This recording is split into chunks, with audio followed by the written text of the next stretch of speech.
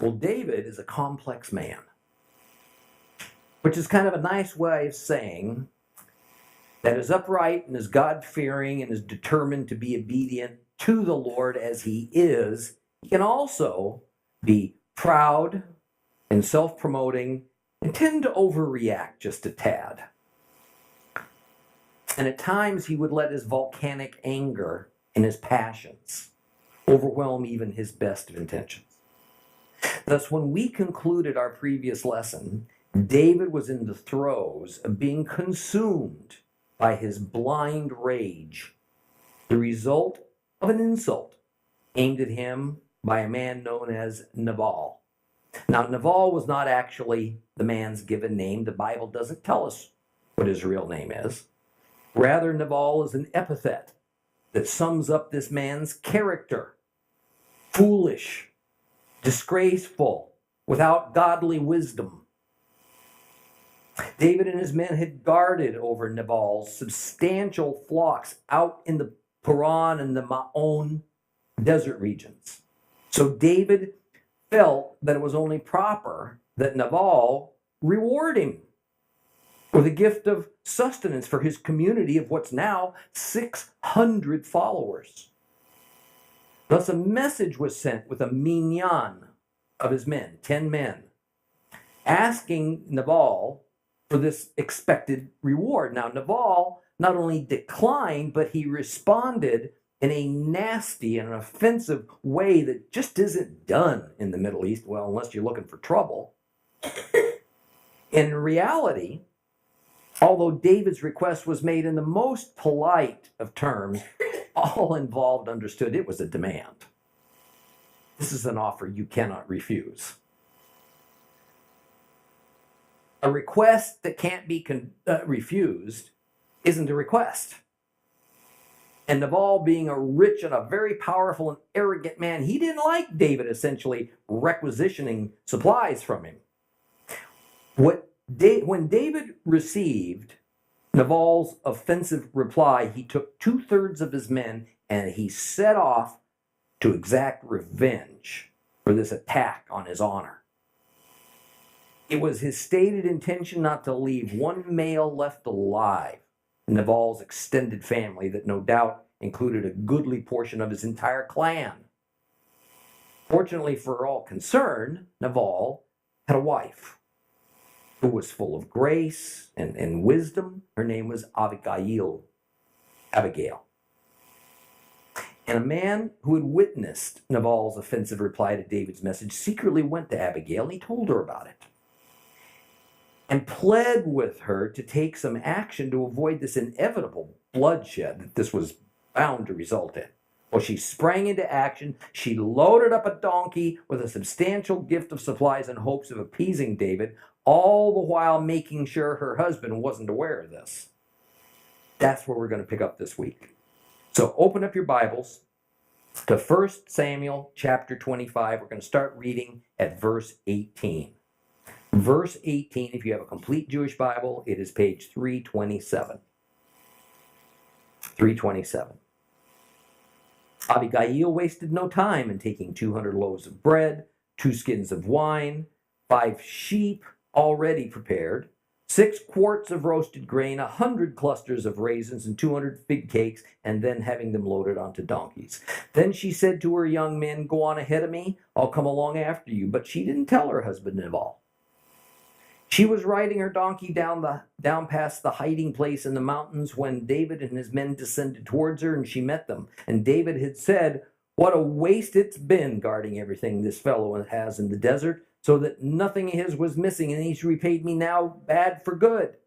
And then he swore, "May God do the same and more to David's enemies if I leave even one male of everything he owns." And when Abigail saw David, she hurried to dismount from her donkey. She fell on her face in front of David, bowed down to the ground. And having fallen at his feet, she said, "It's all my fault, my lord, my fault. Please let your servant speak in your ears and listen to what your servant says. Please, my lord shouldn't pay any attention to this worthless fellow Nabal, because he's just like his name.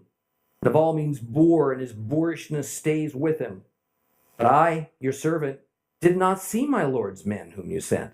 Therefore, my Lord, as Adonai lives, and as you live, and as much as Adonai has kept you from the guilt of shedding blood and from taking vengeance into your own hands, therefore may your enemies and anyone seeking your harm be as worthless as Nabal. Meanwhile, let this present, which your servant has brought to my Lord, be given to the men in my Lord's service, and please forgive the offense your servant has caused, because Adonai will certainly establish my Lord's dynasty. For my Lord fights Adonai's battles, and nothing bad has been found in all your life long. Even if someone comes along searching for you, seeking your life will be bound in the bundle of life with Adonai your God. But the lives of your enemies he'll fling away as if from the pouch of a slingshot. Then when Adonai had done all the good to my Lord that he has said about you and made you ruler over Israel, what happens here will not have become an obstacle to you. It won't be cause for remorse to my Lord, neither that you shed blood without cause, nor that my Lord took vengeance into his own hands. Finally, when Adonai has dealt with my Lord, then remember your servant.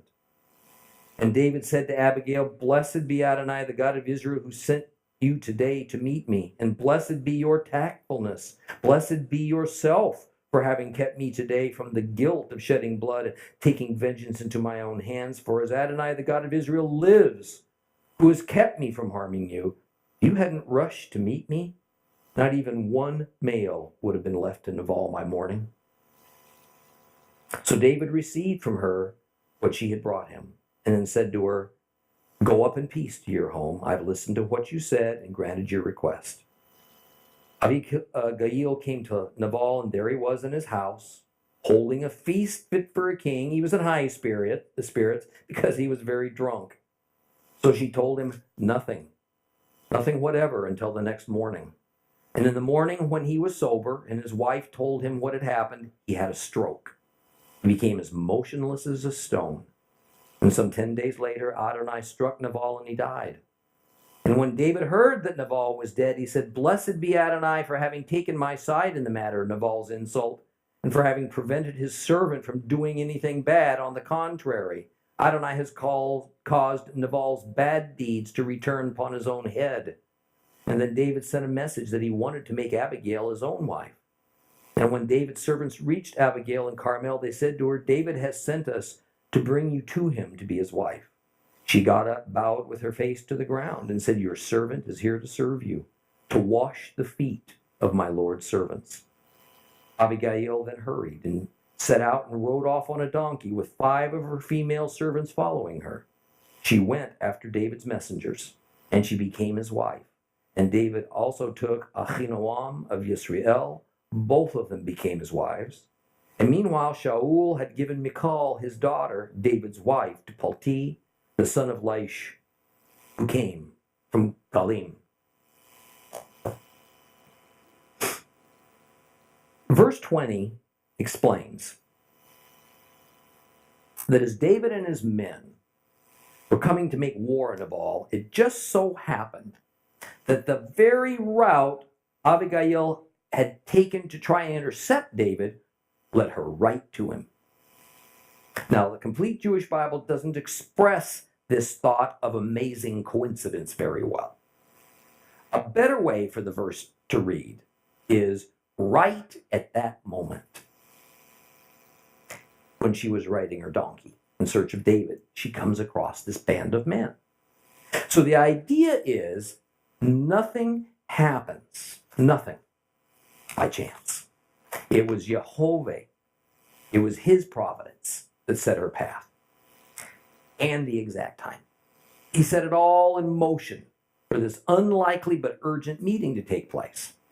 The future Hebrew sages took this improbable timing of Abigail's encounter with David, along with some pronouncements she would make in this speech to him, to indicate that she was substantially more than merely a woman full of wisdom. Rather, she was a prophetess of the God of Israel. In fact, the Hebrew sages of old determined the Bible lists 7 prophetesses, female prophets, with Abigail among them. They were Sarah, Abraham's wife, as the first.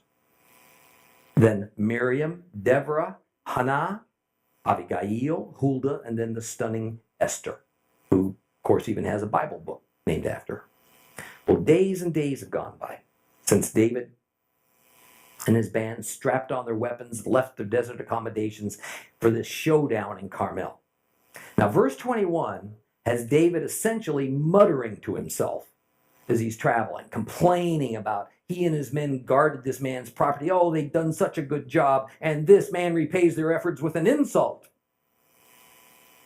And truly, that's the mental picture we need to get. A very upset David who feels that he's been cheated. A man who's roiling this over in his mind, replaying his anger again and again. A modern psychologist might say he's playing those negative tapes in his head. He won't turn them off. And truly, just as for us in our time, this was David kind of enjoying being mad. He wasn't all that anxious to let it go, to move on. Folks, this is sin. This is sin that's being displayed here by David. It was so then, it remains so today. In fact, verse 22 continues with David's hissy fit. But most Bible versions, they clean it up substantially. The King James Version actually is the most literal, and it's the very best translated, word for word from the Hebrew. And let me tell you, it's not just a little bit crude. It says in 1 Samuel 25:22, so and more also God do unto the enemies of David, if I leave of all that pertain to him by the morning light any that pisseth against a wall. Now, you heard that. I'm not making that up. That's there. And it means exactly what it says. I don't think I need to draw a diagram. Although I've got a nice picture. Gary, you want to? No. Okay.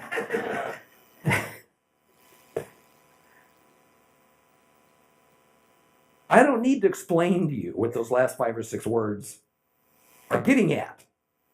So most Bible versions substitute for those last several words with the word male or men.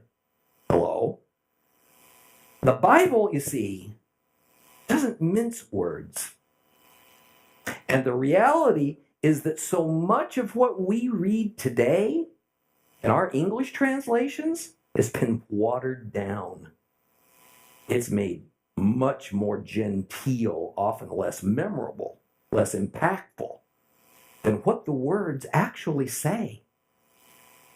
The predecessor to Messiah, David, is this strange mixture of stalwart shepherd and ferocious warrior. His thoughts are being accurately recorded for us here. And you know something? They're not very admirable right now. And here this mixture of shepherd and warrior seems utterly incompatible in one person, almost schizophrenic. A stalwart shepherd and a ferocious warrior. That's our Messiah. And yet Christianity in general has decided to emphasize one of those attributes over the other, even to discard one over the other. Partly, I'm sure, because it's so difficult to imagine any human or divine being that can be both at the same time. See, Judaism tends to discount David's human faults and his evil inclination and puts him on a pedestal of almost near perfection. He is made to be far closer to the actual Messiah than it was intended. And that is at least partly to blame for the spiritual blindness that's kept the Jewish people from intimacy with their true Messiah, Yeshua of Nazareth. On the other hand, I cannot begin to explain the countless conversations that I have had with Christian pastors and Christian laymen who at the same time acknowledging that David is a type and an illustration of Messiah, yet also see Jesus as only a meek, pacifist shepherd who lovingly gave his life for our sakes. They see the God who orders war and bloodshed for the sake of establishing his kingdom and eradicating evil as a thing of the past. War is a chief characteristic of the Old Testament God. And shouldn't we all be glad that our New Testament God, Yeshua, has essentially replaced that older God, Jehovah's methods, with mercy and love? I often receive either startled looks or pretty blank faces when I ask these pastors and these same lay people to explain who it is then that is going to be leading the war to end all wars at Armageddon, who will personally cause the blood of God's enemies to fill the Jezreel Valley to the height of a horse's bridle. The answer is, of course, Jesus Christ. The same one who gently led 12 and then thousands and millions to redemption as a shepherd, only to be led himself as a lamb to the slaughter. Like David, our Messiah is a shepherd and a warrior. And I don't think it's long coming till we're going to be reminded of that. Poor David, however, was not Messiah. He was not God. So he struggled with these contrasting personal attributes. Shepherd and warrior that powerfully tugged on him one way, then the other. And he was on the road to Carmel. And as he was, the warrior had total control over him right now. And as a result, what lay ahead of him was his ruin. Enter Abigail. Now, Abigail dismounts from her donkey. She prostrates herself before David. Now, remember now, this woman was an aristocrat. She was the attractive and intelligent wife of a wealthy, powerful man. But her station of life was of little importance to her at the moment. Her desperate hope was to stop an atrocity before it happened, to save her family and to save her clan, even if it meant her personal humiliation and her accepting all the blame. She was taking a pretty great risk. Abigail makes this long speech to David. He listens intently, probably because of the surprise of finding this well-heeled woman lying on her face on this dusty road. She tries to bring David back to his senses, to make him more amiable, to make him a little more peaceful, by offering 3 lines of reasoning for him to consider. And then hopefully drawing the conclusion that he needs to back off of his intentions. The first line of reasoning is that God is obviously present in this event because of the providential meeting of Abigail and David. The Lord has intervened. He has enabled Abigail's and David's paths to cross before he got to Nabal. Thus, David has been miraculously kept from murder, from incurring blood guilt as a consequence. The second line of reasoning is that it is Jehovah who is the avenger of wickedness and wrongdoing. David shouldn't try to be his own avenger, seeking out a solution to his own vengeance. Vengeance is mine, saith the Lord. This is at the heart of her argument, that in verse 26, she says, may your enemies who seek evil for my Lord be like Nabal. In other words, may those who are David's enemies have vengeance heaped upon them by the Lord, who will turn them into fools for their wickedness. Third is that if David forgives this offense, then the Lord will give David a blessing in return, because that's God's nature.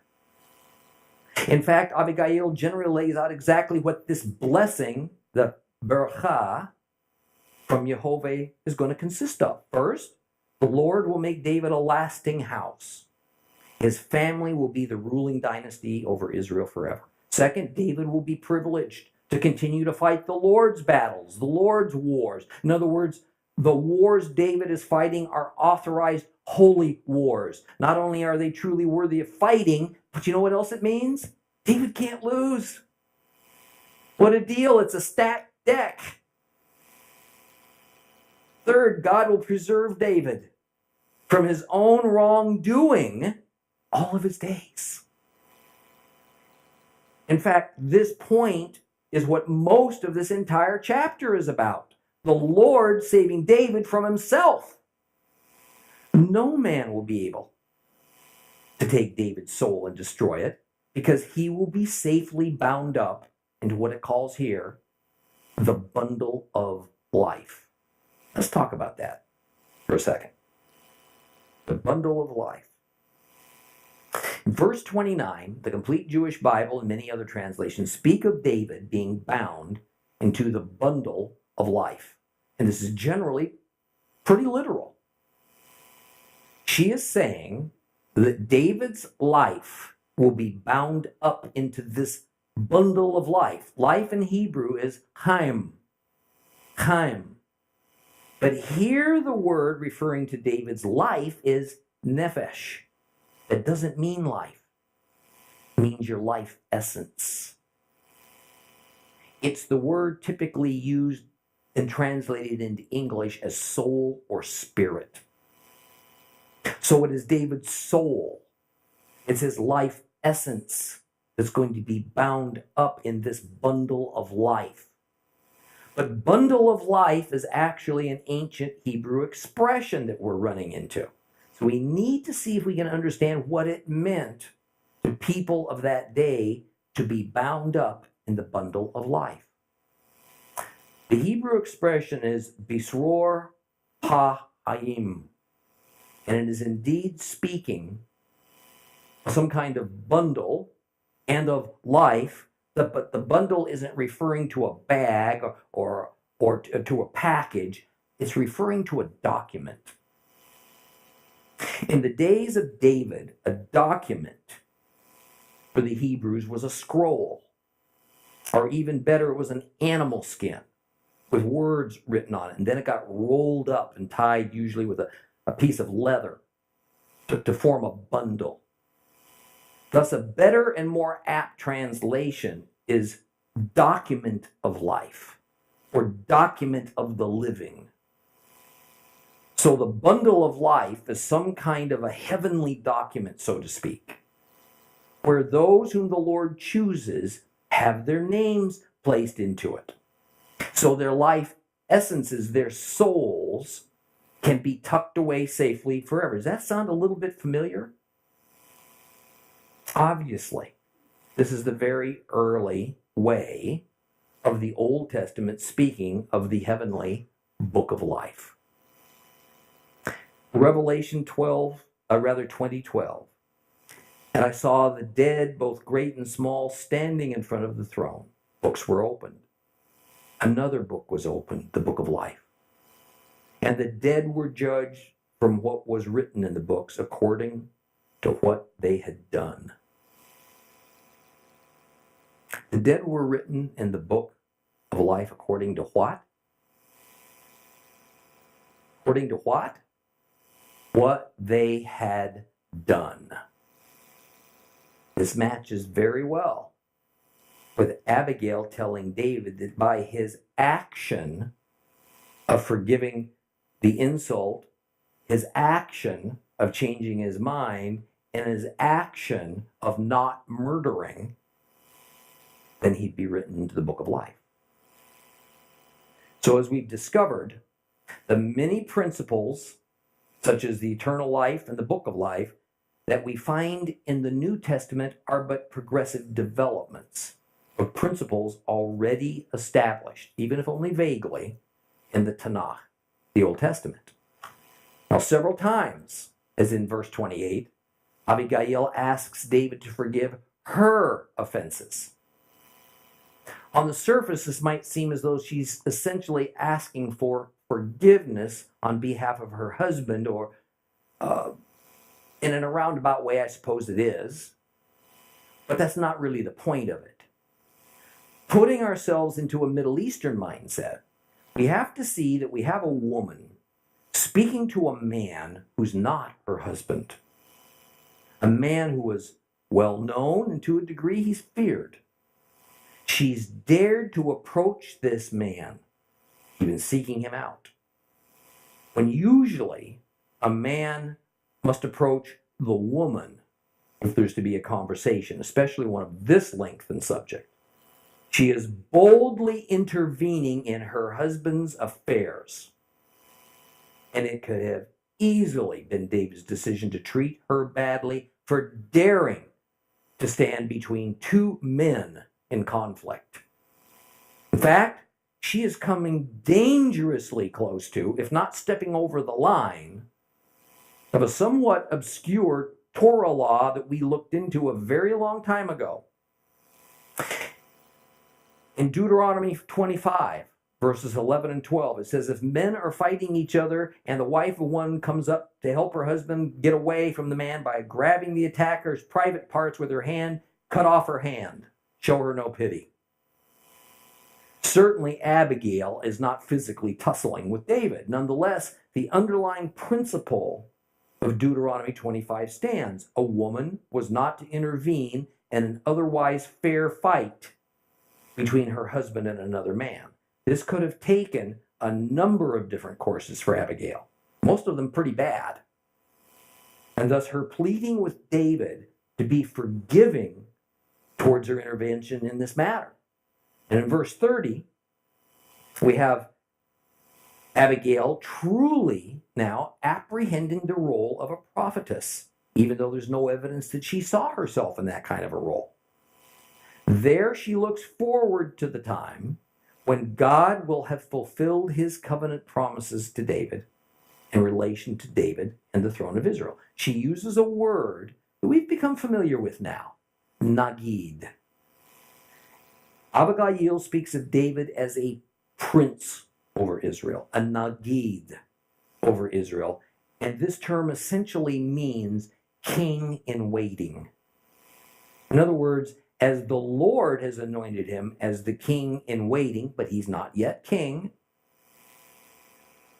then he stands in constant danger now of stumbling. The danger for David is never more imminent now that he's been divinely appointed for great things by the Lord, because there are actions David can do to ruin his witness, ruin it. Perhaps even his opportunity to be a wonderful tool in the Lord's hands. And Abigail continues. The thing that David is on his way to accomplish is to shed blood in vain, to commit blood guilt. To commit blood guilt means to take human life unjustly. Now, here's the thing about blood guilt. There is no atonement possible for it under the Levitical system. There is no sacrifice available. The only just outcome for the perpetrator of blood guilt is to have one's own life's blood spilled. No innocent animal losing its life. No priestly ritual could be done before the Lord as a substitute for it.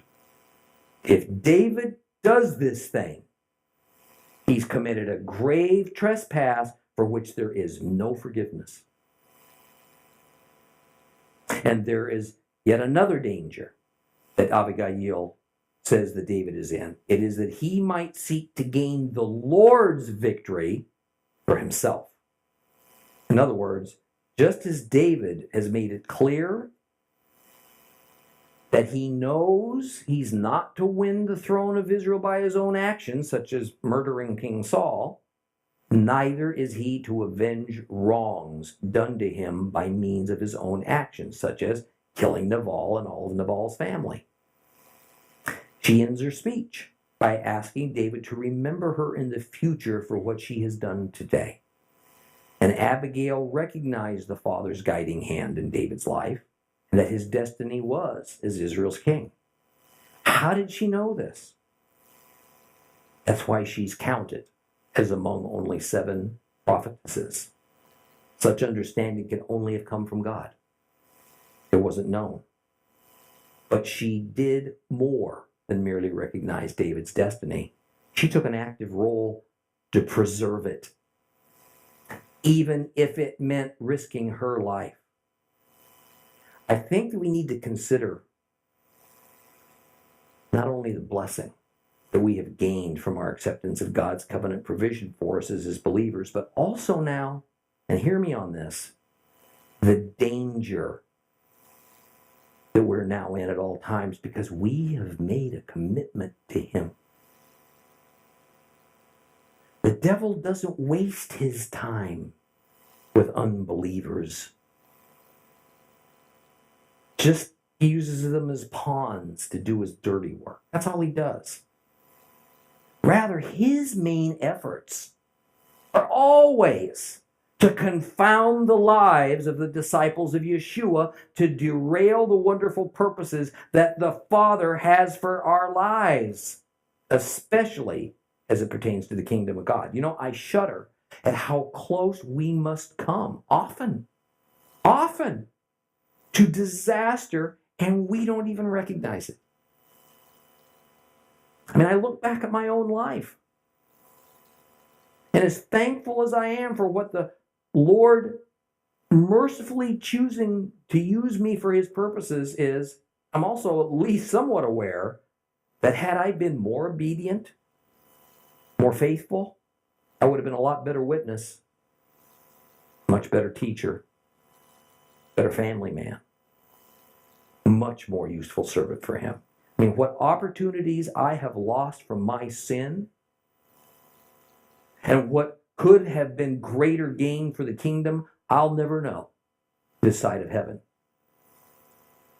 And as great as David was, I suspect that as the end of his life neared, he looked back with many regrets, a lot of realization that so much more could have been accomplished through him if only he had been more submissive to God. And beginning in verse 32, David now responds to Abigail, and what can only be described as a startling act of humility of a Middle Eastern man towards a woman. David agrees that Abigail's entirely correct, and he's entirely wrong. Not only does David forgive her for her bold intervention between he and Nabal, but he bestows compliments and blessings and admits that she is an emissary of the God of Israel, at least in this case. And had she not been obedient to the Lord, had she allowed her fear to take over, and she shrank from her divine assignment, not only would her family be gone, but David would have become mired in blood guilt from which there was no escape. David recognized that as much as she saved her family, she has saved him. You know, when he has done wrong, or is contemplating wrong and confronted with it, he is contrite. He admits his guilt before God. He acknowledges that even above those he's harmed, it's God who he has sinned against. See, a contrite heart is the key to true repentance. David accepts the supplies she brought, then commands Abigail to go home in peace. In other words, he says, I won't attack your home, won't attack your family, I won't even attack that dastardly husband of yours. And when Abigail arrives back home, Nabal has no idea what she's been up to and how close he's come to losing his life. Nor does he have any idea that it was his wife who just delivered his entire clan from certain eradication. He was drunk. He was drunk when she got home. So she thought, I'm not going to inform him now of what's transpired. And in the morning after he'd sobered up, Abigail told him what had occurred, and almost immediately he had a stroke. And within 10 days he died. Abigail was right. The Lord will avenge. The insolent, the worthless Nabal was struck down by Jehovah, not by David. The Lord taking Nabal's life was the Lord exacting perfect justice on David's behalf. David taking Nabal's life would have been unjust. It would have been an unforgivable sin on David's head. I mean, a great lesson for all of us when we contemplate taking matters into our own hands. I mentioned last week that there's often significance of numbers in the Bible, and 10 is one of those more significant numbers. Notice that Nabal died 10 days after he received the message of God's deliverance of his family, which was the same number as the number of men who came to Nabal with David's message. 10 is a number of fullness in the sense that something's been brought to its fullest extent. 10 is a number of perfect completeness, not a perfect ending, but rather something that's been made all it was purposed to be. 10 is a number of divine order as opposed to earthly chaos. Thus, also, the proper measure of the giving of our wealth back to the Lord is said to be 1/10. Amazing how that plays together. Now, evidence is gathering in modern physics that there are 10 dimensions of existence. Jewish mysticism has for 500 years made the claim that the Bible describes 10 dimensions of existence. So when we come across the number 10 in the Bible, always pay special attention to it, just like we do when we see the number 7. Well, this chapter ends with David asking Abigail, who's now Nabal's widow, to be his wife. And David sends messengers to her, and her response is quite interesting. And she says in verse 41, she got up and bowed with her face to the ground and said, "Your servant is here to serve you, to wash the feet of my Lord's servants." Now, this remark is significant, especially when we incorporate the concept that David is a type and a shadow of Messiah. Note that Abigail speaks not of her washing David's feet, but rather the feet of David's followers, David's servants. And since she has accepted David's offer of marriage in front of witnesses, she's now legally betrothed. She's engaged. She is David's wife, the master's wife, with only the act of consummation left to finalize this marriage. And yet she speaks of herself as a servant who wants to wash the feet of her husband's servants. Now, does that have a familiar ring to it? Open your Bibles to the New Testament, John chapter 13. John chapter 13. If you have a complete Jewish Bible, it's page 1348. We're going to read the first 20 verses of John chapter 13.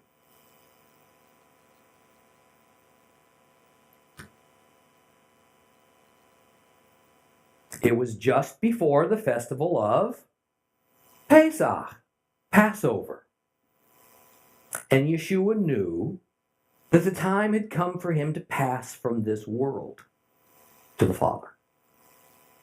And having loved his own people in the world, he loved them to the end.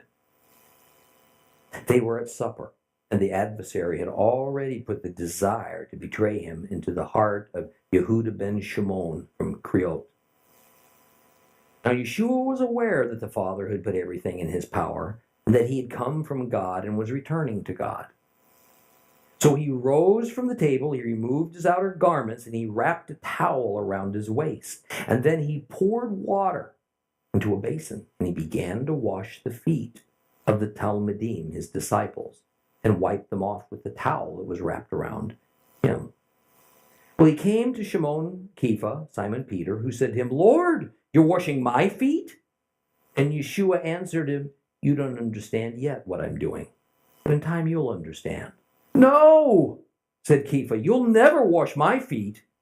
And Yeshua answered him, "If I don't wash you, you'll have no share with me." "Lord," Shimon Kepha replied, "then wash not only my feet, but my hands and head too." And Yeshua said to him, "A man who has had a bath doesn't need to wash except his feet. His body is already clean. And you people are clean, but not all of you." He knew who was betraying him, which is why he said, "Not all of you are clean." And after he had washed their feet, taken back his clothes and returned to the table, he said to them, "Do you understand what I've done to you? You call me Rabbi, Lord, and you're right, because I am. Now, if I, the Lord and Rabbi, have washed your feet, you should also wash each other's feet.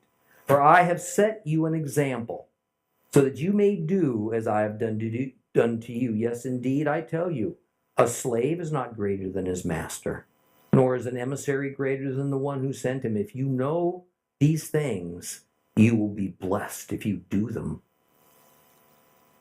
I'm not talking to all of you. I know which ones I've chosen. But the words of the Tanakh, the Old Testament, must be fulfilled that say, "The one eating my bread has turned against me." I'm telling you now before it happens, so that when it does happen, you may believe that I am.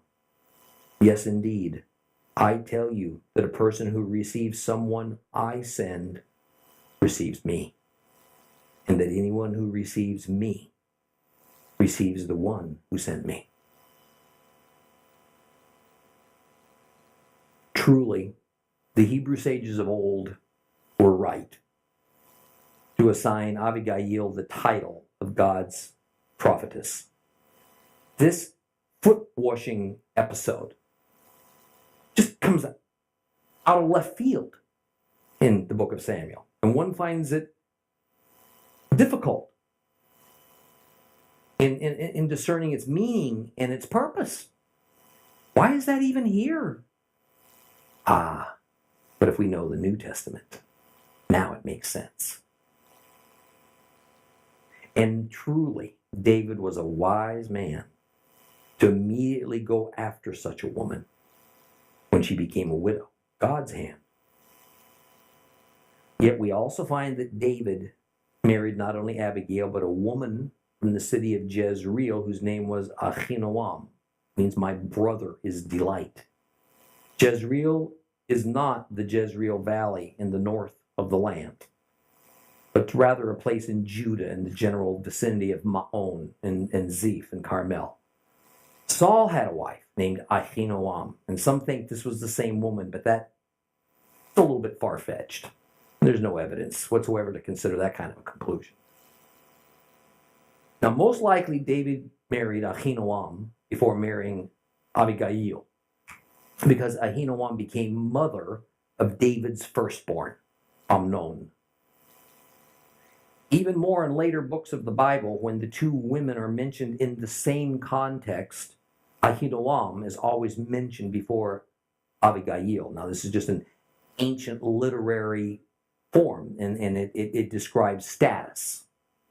Now, no doubt, there was also politics at play in these marriages.